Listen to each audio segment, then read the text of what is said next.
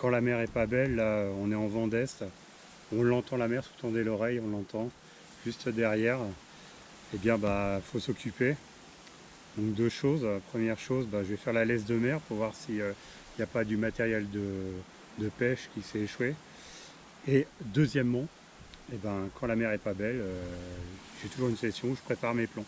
Je fonds mes plans. Donc je vous explique. Donc voilà, ce genre de choses qu'on retrouve dans la laisse de mer, des bouées. Et regardez, le poids, c'est du plomb. Donc ça, je récupère. Déjà, un, ça dépollue. Deux, ça me sert comme matière première pour fabriquer mes plombs. Alors on en trouve pas mal, hein. Des plombs grappins, des plombs poires, différents trucs. Voilà, ben, j'en ai encore une caisse, j'en ai plus de 100 kilos en fait, récupéré dans la laisse de mer. Ça, c'est pour la matière première. Deuxièmement, bah, j'ai mes moules à plomb, donc je les achète dans une boîte du côté de Dunkerque. Voilà, ça, en l'occurrence, ce sont des plombs portugais, donc je vais vous expliquer. Je vais les faire fondre tout ça. Moi, j'utilise des plombs rarement au-dessus de 45 grammes. Les plombs de 100, 120, c'est vraiment pas mon truc pour pêcher dans maxi 20 mètres d'eau. C'est pas la peine de plomber comme un porc en fait. Donc voilà. Mon creuset. Et voilà, mon creuset, c'est le voici. Je vous le cache pas, hein, c'est du AliExpress. Super performant, 5 minutes, mon plomb est fondu. Le coule dans les moules et l'affaire est jouée. Voilà, donc je vais vous montrer tout ça dans une démo. Donc forcément, pour serrer mes moules, des serre-joints, une pince, je vous explique à quoi elle sert, et une lime également. Donc place à l'action, on va se déplacer pour pouvoir voir tout ça. Donc évidemment, c'est à manipuler avec certaines précautions. Donc forcément des gants anti-chaleur et un masque parce que le plomb, c'est toxique. Donc voilà. Allez, hop, c'est parti. Donc on va passer à la fabrication des plombs. Donc dans un premier temps, à l'aide de ce creuset, on va faire fondre le plomb. Et pendant que le plomb va fondre, on va préparer le moule à plomb. Donc je vais vous faire voir une petite combine que j'ai mise en place afin que les agrafes soient vraiment pile poil à leur emplacement quand je vais refermer le moule à plomb. Voilà, donc c'est parti. Donc, premièrement, je vais brancher le creuset afin de faire fondre le plomb. Donc tout d'abord, je le mets à chauffer. Donc la petite combine pour que les agrafes tiennent parfaitement dans le moule, c'est d'y mettre un bout de scotch. Des cônes. Hop, mon scotch. Alors toujours la problématique. Voilà.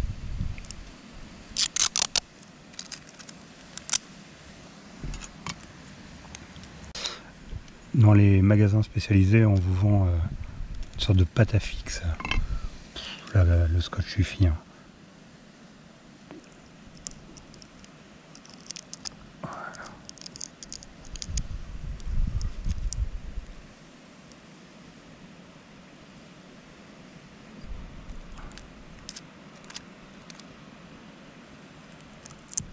Voilà. Je cale bien mes agrafes. Je referme mon moule. Je prends mon serre-joint. Forcément, je vais serrer là où sont les agrafes, évidemment. Et hop, inversion. Voilà. Je vais caler mon moule. Voilà. Pour qu'il soit bien droit.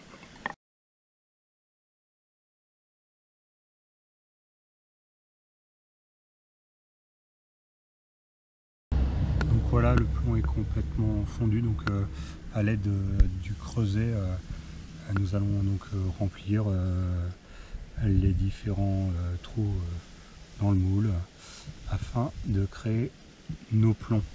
Donc alors premier bémol, sur le creuset il n'y a pas de bec verseur, donc c'est absolument regrettable. Vous avez pu voir que la fonte se fait assez rapidement. Par contre, sans le bec verseur, c'est plus délicat de verser parfaitement le liquide en fusion dans le trou du moule. Donc je vais essayer de réussir cette manœuvre du premier coup, ce qui n'est pas garanti, je suis assez maladroit en fait.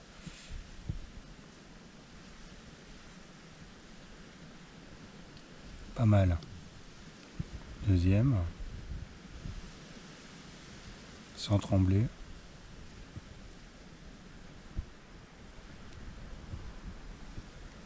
Voilà, pas mal. Troisième.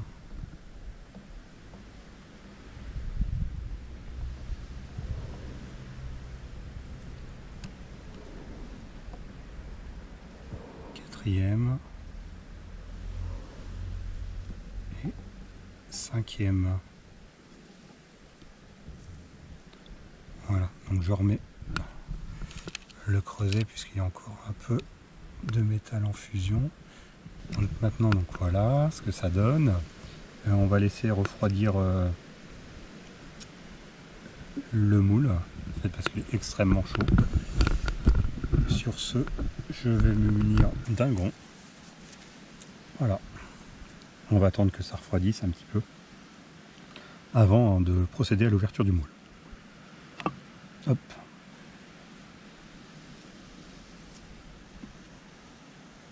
C'est chaud. Donc j'enlève le serre-joint. Donc voilà, on va attendre que le plomb refroidisse et on va ouvrir le moule pour voir le résultat de ce coulage.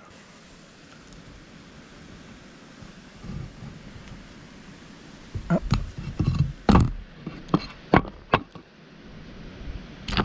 Voilà. Bon, le moule est suffisamment froid. Donc, vous avez vu la technique pour maintenir l'agrafe, c'est impec. Voilà. Voilà, c'est parfait.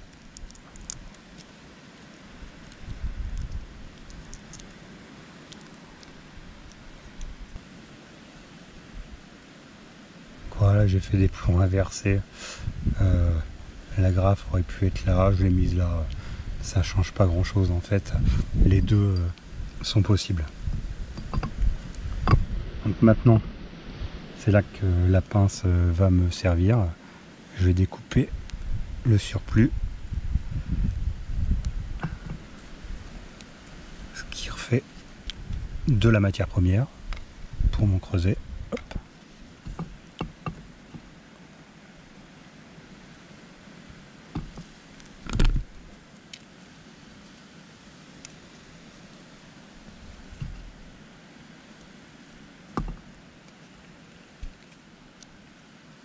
Je pense que je vais refaire une coulée juste après avec seulement 2 plombs. Ah.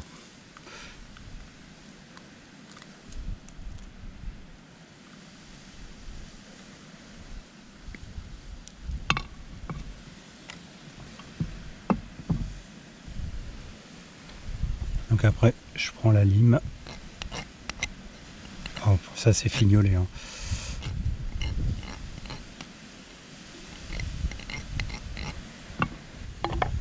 Donc voilà, j'ai coulé 1, 2, 3, 5 plombs.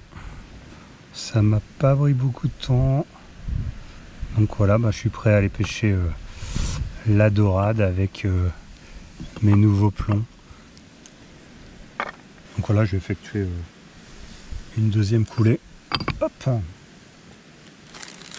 je vais faire un plomb de 30 grammes, un plomb de 25 grammes. Toujours avec la même méthode. Du scotch pour maintenir les agrafes qui cette fois je vais placer sur le sommet. Donc voilà, donc deuxième coulage, le métal est bien en fusion. Donc comme je l'ai dit, je vais remplir 2 trous.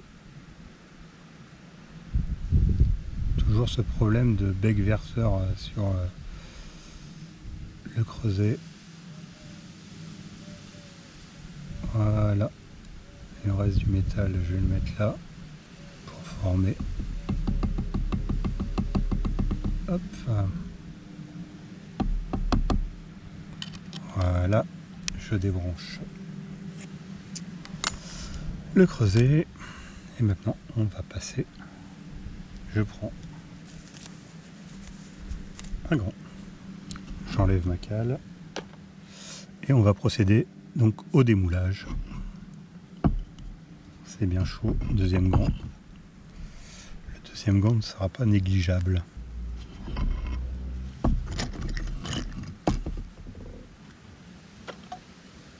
Attention, 3, 2, 1, démoulage. Super.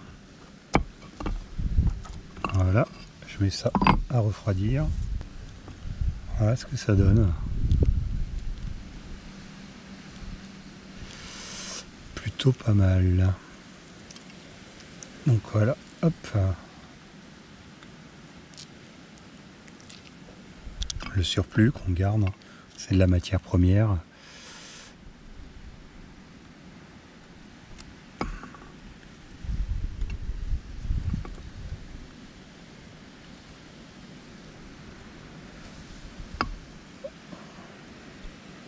Voilà.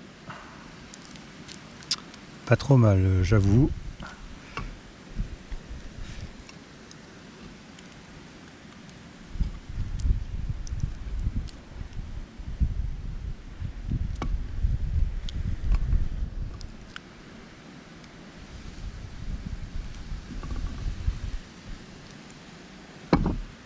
Je prends ma lime. Voilà. C'est pour fignoler.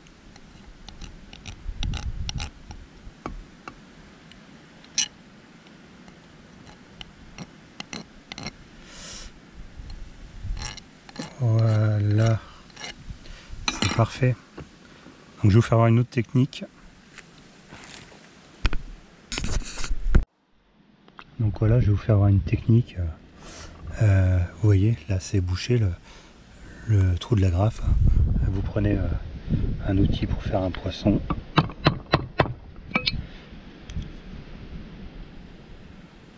Et hop, un coup de pince. Et voilà, le tour est joué.